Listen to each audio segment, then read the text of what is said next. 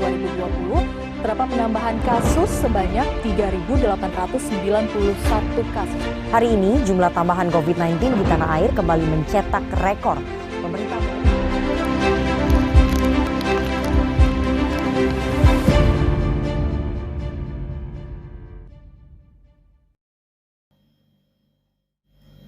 Seperti yang kita ketahui, dunia sedang melakukan perlawanan terhadap COVID-19. Indonesia pun tidak lolos dari serangan virus ini. Oleh karena itu, pemerintahan dan berbagai elemen masyarakat bekerja sama untuk membentuk suatu kebijakan yang berfungsi untuk mencegah penyebaran COVID-19 ini.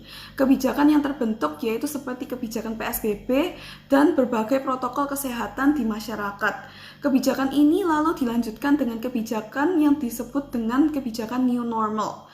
Memang seperti yang kita ketahui, kebijakan new normal memang bersifat lebih bebas daripada kebijakan PSBB. Namun, kebijakan ini masih harus mewajibkan masyarakat Indonesia untuk tetap melakukan protokol kesehatan di wilayah Indonesia. Namun, bagaimana dengan protokol kesehatan di wilayah perumahan? Oleh karena itu, kita menyambut rukun tetangga yang bernama Pak Heri Irawan dari Kelurahan Tambak Sari.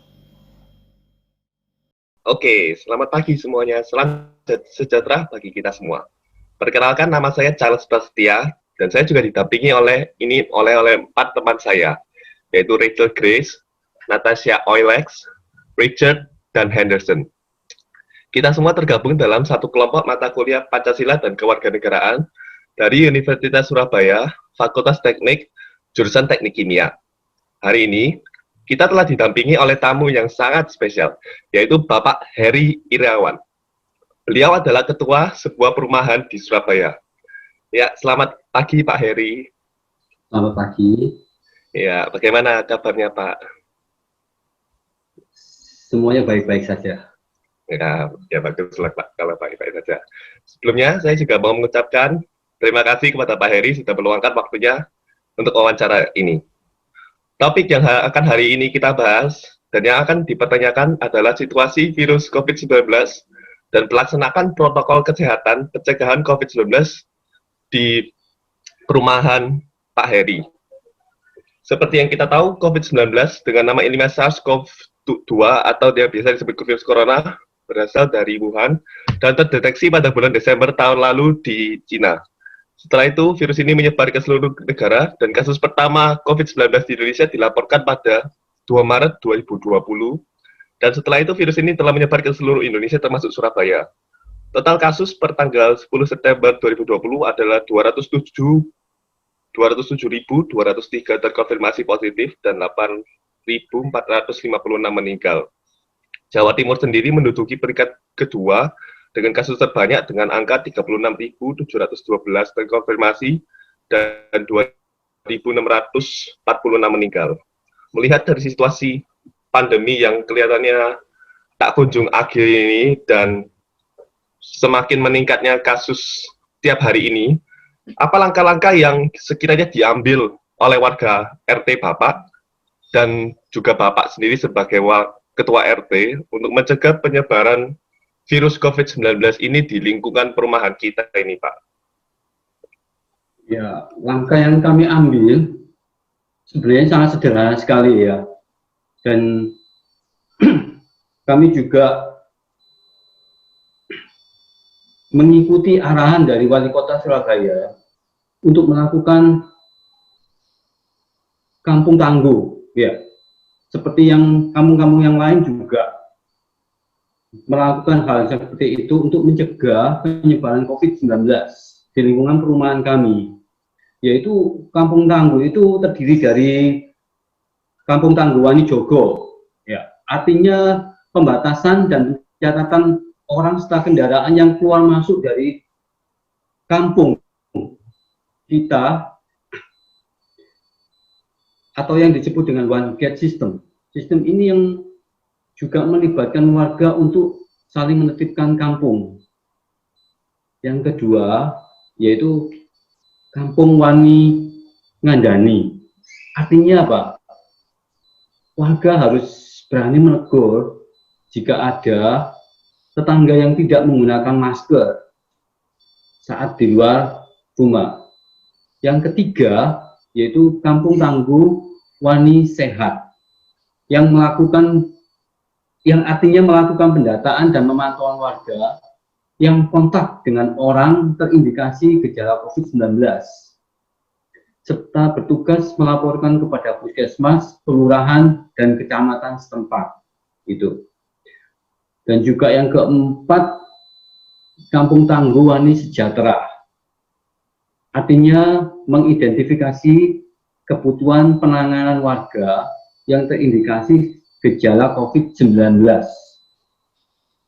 Nah, selain yang kami sebutkan di atas, perumahan kami ini juga mendirikan bilik sterilisasi dan menyiapkan tempat untuk cuci tangan di depan pintu gerbang.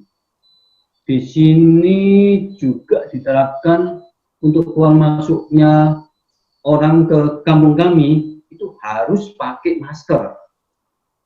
Kalaupun tidak pakai masker itu tidak boleh masuk atau tidak boleh keluar dari kampung kami. Itu yang kami lakukan untuk mencegah penyebaran virus corona ini. Jadi untuk sampai saat ini, apakah ada kasus berkonfirmasi virus COVID-19 di lingkungan RT kita ini, Pak? Untuk sampai saat ini sih memang ada, tapi hanya satu keluarga yang terkonfirmasi positif COVID, dan itu pun sudah sembuh setelah dikarantina secara mandiri di rumahnya. Itu saja sih. Permisi, saya ingin bertanya ya. Bapaknya kan sebelumnya sudah mengatakan langkah-langkah cara pencegahan COVID-19 di perumahan Bapak. Apa menurut Bapak langkah-langkah tersebut cukup untuk mencegah penyebaran COVID-19 di perumahan Bapak? Menurut saya sih langkah tersebut sudah cukup ya. Yang penting semua warga itu mentaati, gitu. Oh, seperti itu ya, Pak. Pertanyaan kedua yang saya ingin ajukan yaitu, kita tahu kan, Pak, kalau di Surabaya ini PSBB itu sudah usai atau sudah selesai, Pak, dan diterapkannya new normal. Apakah semua warga telah menaati peraturan new normal yang ada, dan bagaimana warga adaptasi terhadap peraturan new normal ini, yang baru ini? Awalnya sih sangat sulit ya untuk beradaptasi terhadap new normal karena belum terbiasa gitu. Namun saya dan pengurus yang lain serta satpam ya tentunya selalu mengingatkan bagi warga apabila tidak mengikuti protokol kesehatan. Itu saja sih. Pak, saya juga punya pertanyaan nih, Pak. Misalkan kalau ada warga di luar lingkungan Bapak yang masuk ke lingkungan Bapak dengan alasan tertentu, apakah menurut Bapak mereka diizinkan masuk ke rumahan di lingkungan Bapak? Warga lain boleh diizinkan masuk, tetap diizinkan masuk ya, tapi harus mengikuti protokol kesehatan seperti yang tadi saya sebutkan ya. Akan tetapi pada saat PDB semua ojek online ya itu tidak diperbolehkan masuk, juga tukang sayur itu tidak boleh masuk. Dan itu pun nanti kalau ada kiriman itu satpam yang akan mengirim ke tempat warga. Oh, jadi langsung diantarkan begitu ya, Pak? Ya, betul. Terus pertanyaan saya yang kedua, kalau misalkan ada kepanikan di antara warga dengan munculnya wabah virus corona ini, bagaimana Bapak sebagai Ketua RT dapat menangani kepanikan ini? Tentu saja ya, ada kepanikan saat muncul pertama kali COVID itu ya. Jujur saja,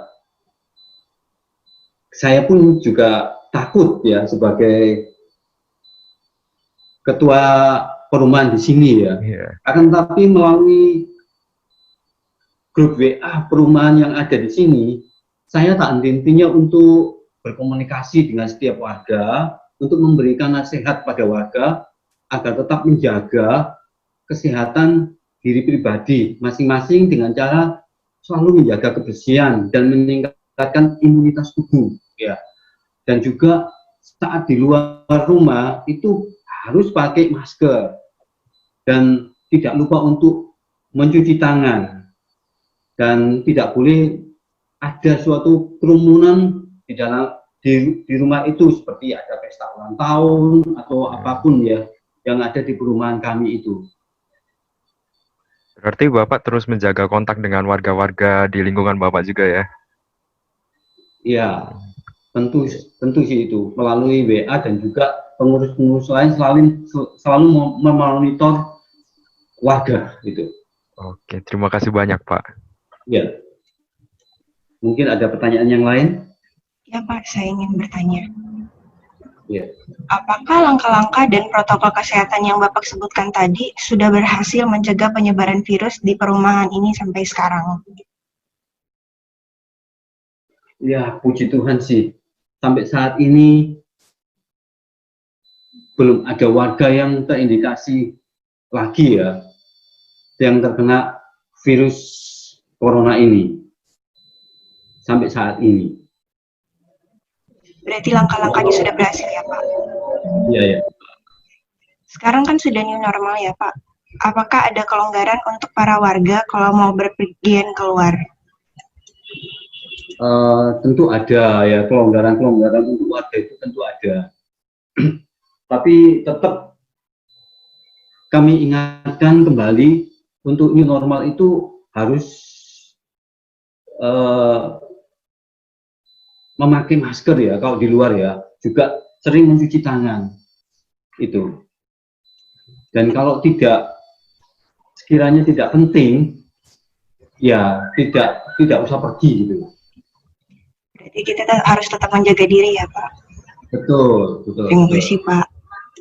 Ya.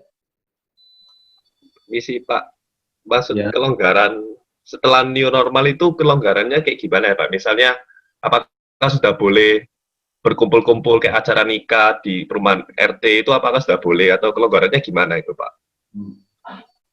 Kalau kelonggarannya itu, kalau untuk pesta-pesta di rumah tetap tidak kami perbolehkan ya. Tapi untuk ojek online atau untuk tukang sayur itu kita boleh masuk, tapi harus melewati bilik yang ada. Di sini kan kami juga membangun bilik ya untuk sterilisasi. Jadi setiap juga harus berhenti dan turun untuk masuk ke bilik itu. Itu kelonggarannya untuk saat ini. Oke, sekarang saya mau bertanya pada Bapak ini, jika ada warga di perumahan yang tidak menaati peraturan seperti yang Bapak bilang tadi, itu apakah ada konsekuensi tersendiri yang Bapak berikan pada warga tersebut atau bagaimana Pak? Konsekuensinya pasti ada untuk dapat mentaati peraturan yang ada di perumahan kami. Ya. Seperti contohnya, kalau tidak mentaati peraturan di perumahan kami, andai kata ada yang terkena COVID-19, itu kami akan suruh karantina di luar perumahan kami. Nggak tahu gimana caranya, karena itu adalah konsekuensi dari setiap rapat dan warga yang ada di perumahan kami ini. Andai kata mereka sudah mentaati peraturan dan itu pun ada yang kena, itu masih toleransi gitu. Ada toleransi. Ada toleransi ya. Oke. Ya, betul. Sebagai pertanyaan terakhir nih Pak, Ya. apa harapan Bapak ya, terhadap kasus COVID-19 ini, terutama yang terjadi di perumahan Bapak? Ya, semua orang pasti berharap untuk COVID-19 ini berakhir ya. Tapi hal itu kan tidak mungkin secepatnya. Ya. Harapan saya semoga warga perumahan yang ada di sini itu tetap sehat dan beraktivitas setiap hari. warga yang kami pimpin dapat melakukan protokol kesehatan dengan disiplin sampai vaksin yang ditemukan itu. Dan juga yang harus diingat ya, ada 4M yang kami terapkan di sini, yaitu yaitu 1, memakai masker, 2, itu harus mencuci tangan, 3, itu harus menghindari kerumunan, 4, itu menetap di rumah atau stay home. Itu aja. Oh, begitu ya, Pak? Ya. Mungkin ada yang kurang jelas? Mungkin sudah jelas semua kali pertanyaan dari kita ya Pak. Baik, mungkin sekira itu ya Pak pertanyaan kita dari ini. Terima kasih ya Pak atas waktunya untuk hadir bersama kita ke wawancara hari ini Pak. Ya, terima kasih kembali.